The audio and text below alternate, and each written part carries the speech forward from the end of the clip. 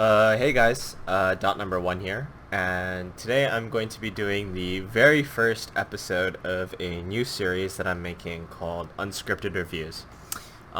It's basically going to be exactly what it sounds like. It's just going to be a series of reviews on whatever I want to talk about, completely unscripted, probably going to be mostly unedited, and it's just going to be a way for me to be able to get out, like, more content that's a little easier to make, probably, compared to something like a fully edited video.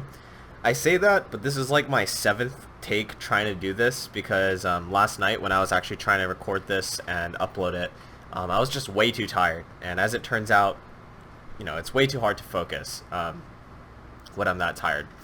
So yeah, anyways, today's episode is going to be focused on Sword Art Online Alicization War of Underworld Season 2, which, as of the recording of this video, I believe the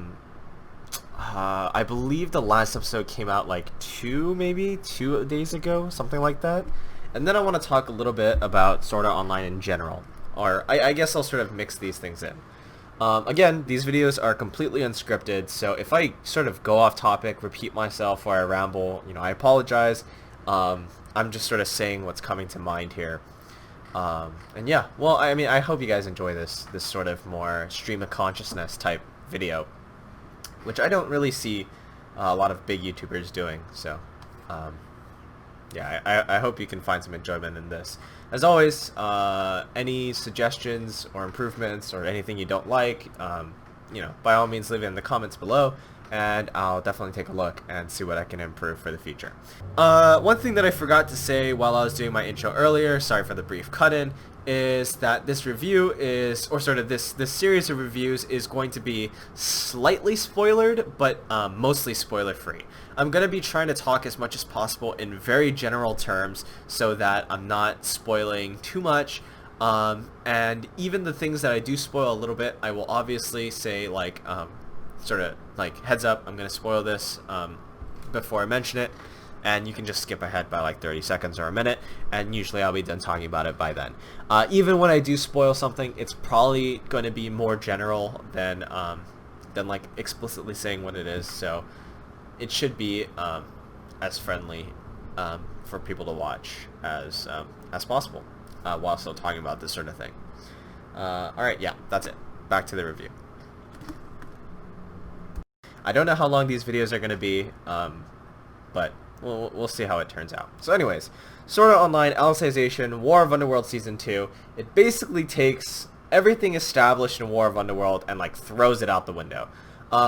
If you disliked Sword Art Online and then watched Alicization and like kind of started to like Sword Art Online because of the way that it established like these new rules and this new world set and like and tried to stay within the confines of like clearly defined like world parameters, you probably hate War of Alicization. Oh, sorry, you probably hate War of Underworld Season 2.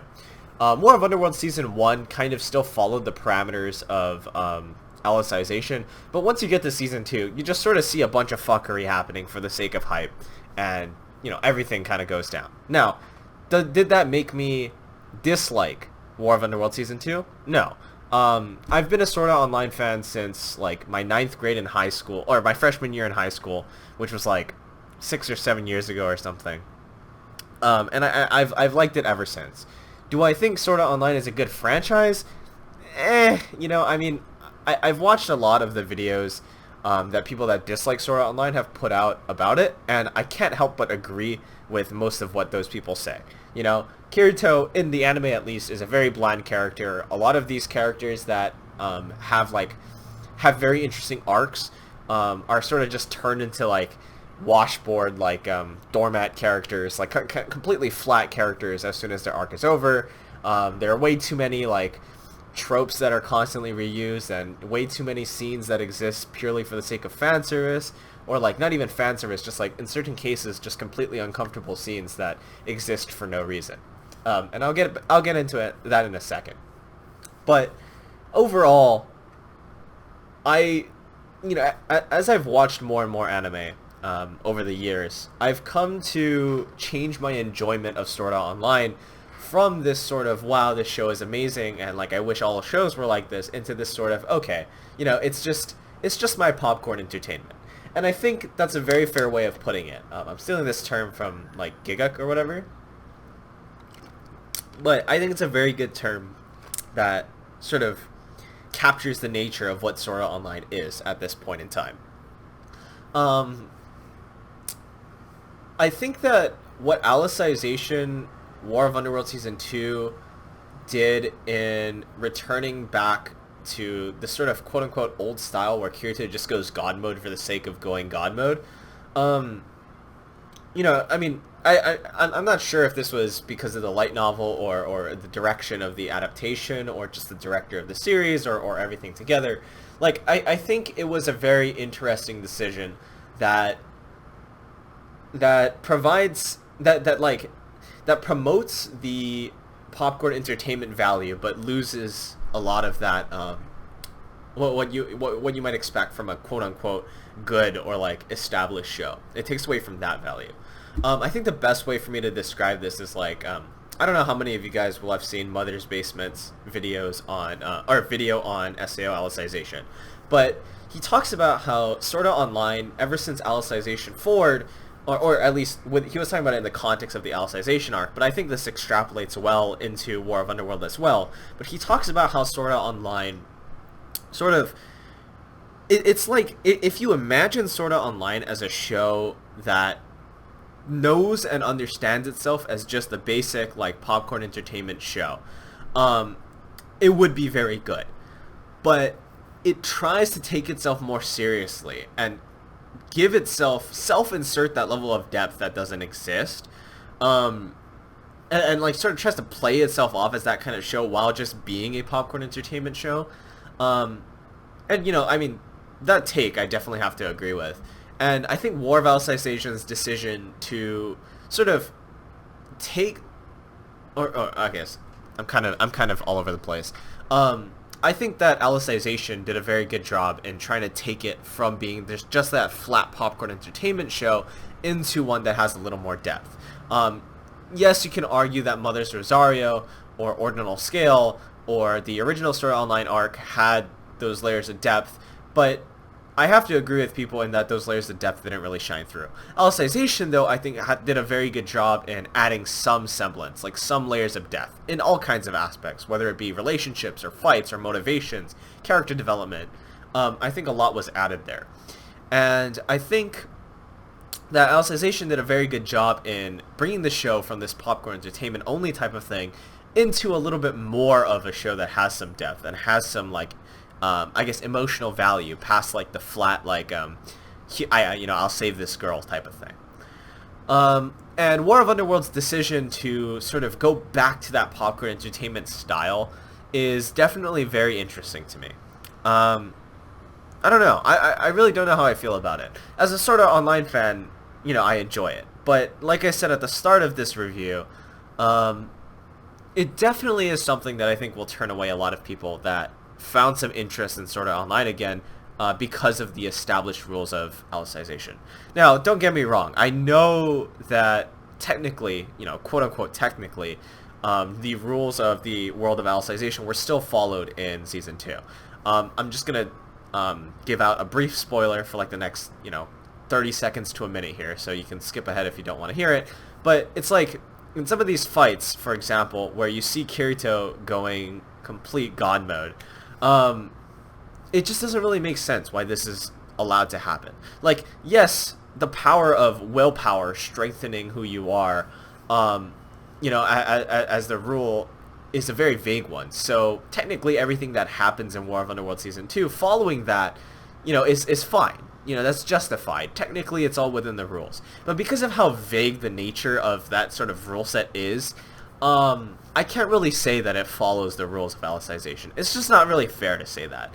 And the whole power, like, almost like power scaling within Season 2, everything is just completely fucked. Like, everything's just completely everywhere. So, I don't really know how I feel about that. And I also think there's a little bit of, I guess, taking itself too seriously also going on in a different aspect, wherein, for example, how I guess this is another brief spoiler, so again, you can skip ahead by a minute if you don't want to hear this part. But it's just like, if the, you know, is your character, is you losing your in-game character forever really that big of a deal? Like, yeah, you know, if you were to die, I mean, like, yeah, that's a pain in the ass to deal with, right?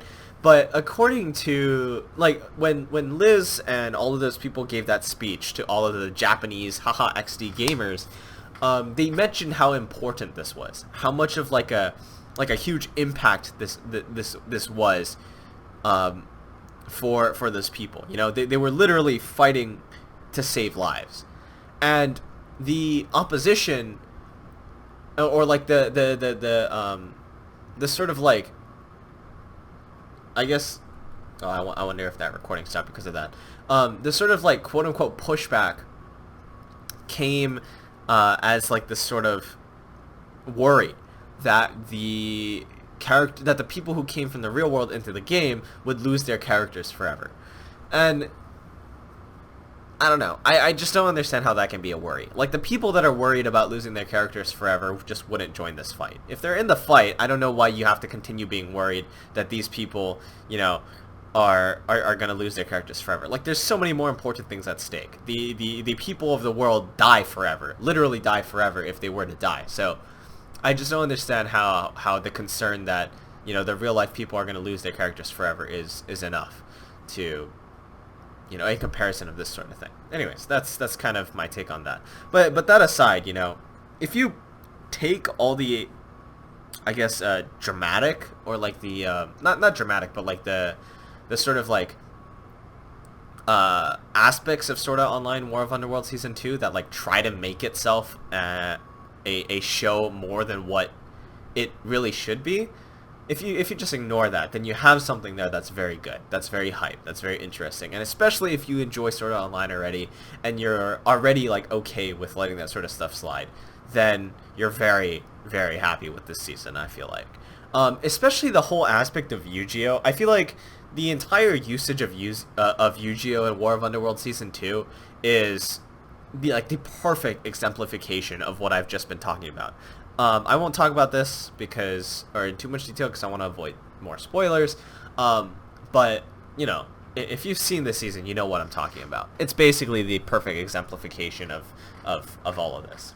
So, there's not a whole lot more I think I want to say about War of Underworld Season 2. Other than that, there's not a whole lot more to say about it anyways. You know, if I were to go down like the list of like, if you were to see like a review on my anime list or something, of what there is to be talked about, like, the characters are basically the exact same.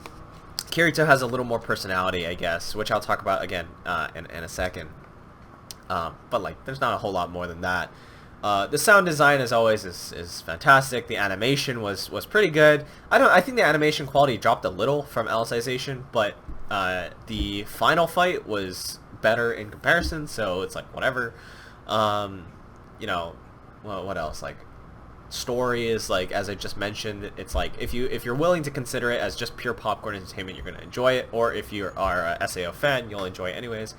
And I guess my overall rating, so my only thing is, I usually do overall ratings on my own personal like anime page that I have on a Google Docs. But for Sword Art Online, that's like the only series that I'll never give a rating to, because I never feel like I can be fair and unbiased when rating it. Again, I'm a huge fan of Sword Art Online. Like, the only figurine I own is an Asuna figurine. So it's like, you know, I'm a huge SAO fan.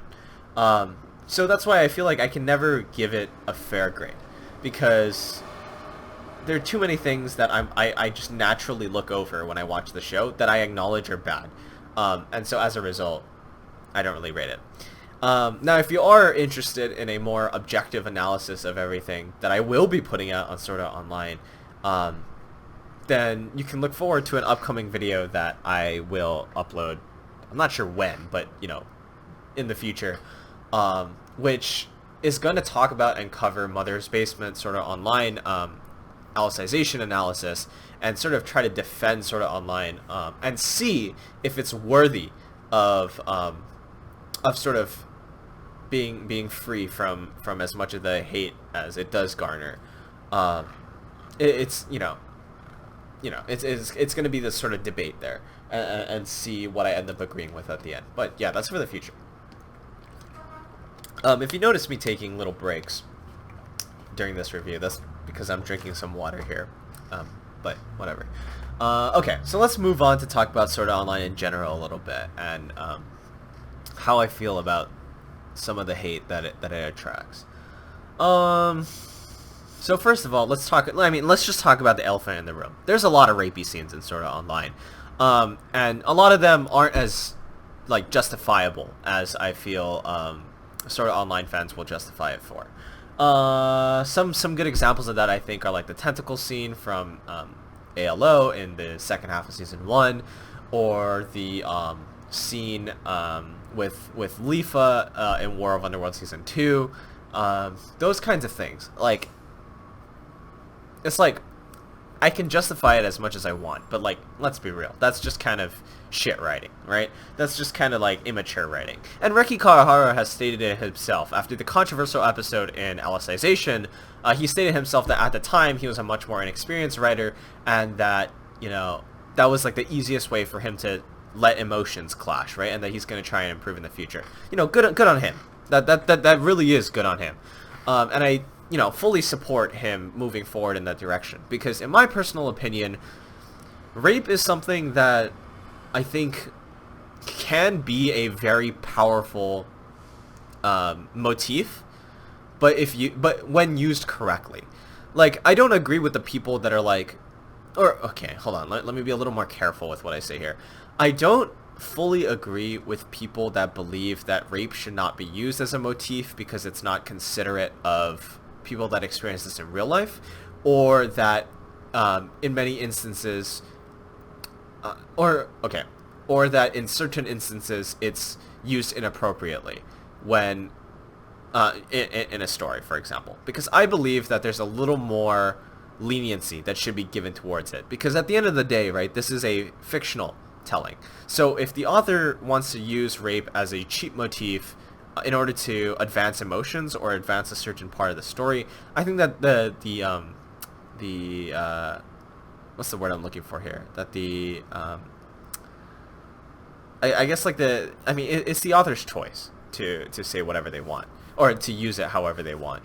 Now, does that detract from the power of the story, or like from how good the story is? Well, obviously yes. If it's not used correctly, then the story isn't as good as, you know, it could be. But I think there's a little more leniency that should be given to authors when using these scenes, and not just given flat out hate for having a rape scene involved that isn't so like well like thought out and well respected. So for example, actually, the scene that garnered the like most attention in Alicization, the rape scene from that season, I think that ironically, I think that usage was actually a very decent usage. In fact, I think it's the most justified usage out of all of the rape scenes that Kawahara has used in Sword Art Online, because I think there was actually a lot of context behind that. Well, okay, yes, were the woman used as like, kind of like, I get, what is that term that they use for the girls in the superhero comics that are like literally only used for the purpose of the main character to develop? I don't remember what the term is. There was like some clashback about that at the time. Well, okay, so yes, so the question is, were those girls involved in that scene used in that sort of manner? Yeah. I don't really have much of a defense against that. In fact, I personally don't actually think that that's so much of a bad thing, that certain characters are used purely for the development of other characters. I mean, that's the whole point of some of these characters. You don't need to develop every single character to have a great story. But like, you know, even with that being my mindset, okay, yeah, it was a little bit excessive in that sense. But at the same time, you can see where Kawahara was coming from when he develops that scene.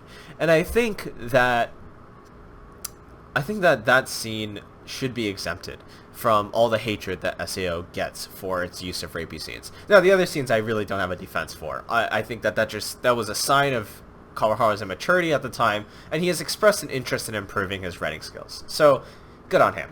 But, you know, I think that one specific scene should be defendable, or is defendable.